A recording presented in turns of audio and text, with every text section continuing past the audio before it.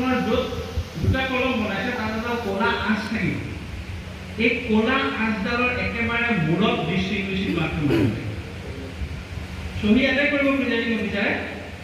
ডিষ্টিংগুইছিং মাৰ্কটো যদি 9 টনতকৈ বেছি থকা হয় তেতিয়াহ'লে এই মাজৰ ক'লা আঁচডালৰ ওপৰত মাৰিব আৰু কাউণ্টাৰ কৰিলেও ডিষ্টিংগুইছিং মাৰ্কটো মাৰিব।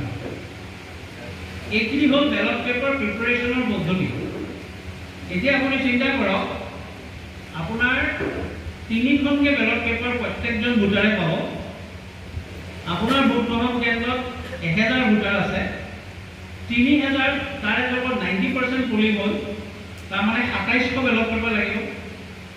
2700 বেলট পেপাৰ যদি গোটেইখিনি আপুনি সেই ভোট লোৱাৰ দিনা 7 তাৰিখলৈ ৰেডি কৰিবলৈ থৈ দিয়ে, ইয়াত ডিষ্টিংগুইছিং মাৰ্কো মাৰিব লাগিব, চহীও কৰিব লাগিব, দুটা ডিষ্টিংগুইছিং মাৰ্ক আৰু এটা চহী।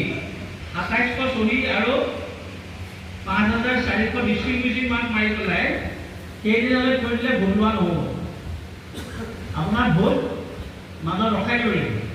সেইকাৰণে আপুনি স্থান কাল পাত্ৰ চাই পৰিৱেশ চাই গম পাব নহয় কিমান পাৰ্চেণ্টেজৰ ভোট হ'ব পাৰে।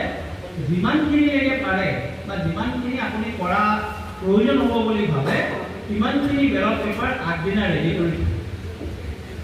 আগদিনা ৰাতি আপুনি আবেলিতে গৈ পাব, গৈ মেলি লৈ ৰাতি দেৰিলৈকে হ'লেও বেলট পেপাৰ ইমানখিনি ৰেডি কৰি ৰাখিবই।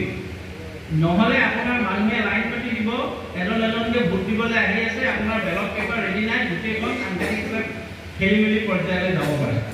আমাৰ ইয়াতে ইনষ্ট্ৰাকশ্যন দিয়া মতে অলপমান ৰেডি কৰি থ'বলৈ কৈছে, কিন্তু আমাৰ ব্যক্তিগত অভিজ্ঞতাৰ পৰা কওঁ অন্তত 50% ৰেডি কৰি থ'ব। আপোনাৰ যদি 1000 ভোটাৰ আছে 500-500কে 1500 ৰেডি কৰি থ'ব, নহ'লে অসুবিধাত পৰিব। এতিয়া এইখিনি হ'ল বেলট পেপাৰৰ প্ৰিপাৰেশ্যনৰ কথা। তাৰপিছত যেতিয়া মানুহজন ভোট দিবলৈ আহিব, আপোনালোকে ভোট গ্ৰহণ কেন্দ্ৰটো কেনেকৈ ছাপোৰ্ট কৰিব লাগে জানিছে, এইখিনি কথা আপোনালোকে জানে আৰু। ভোট গ্ৰহণ কেন্দ্ৰ হয় ইয়াতে কৈ দিম, গৈ পেলাই স্কুলত বেলেগ ধৰণৰ এটা ইনফ্ৰাষ্ট্ৰাকচাৰ থাকিব। কিন্তু কথাটো হ'ল যে মানুহজন সোমাই আহি প্ৰথম ফাৰ্ষ্ট পুলিঙক পাব, ছেকেণ্ড পুলিঙক পাব, থাৰ্ড পুলিঙক পাব। প্ৰিজাইডিং অফিচাৰ এইফালে কাষত থাকিব, তেওঁ গোটেই ভোট গ্ৰহণ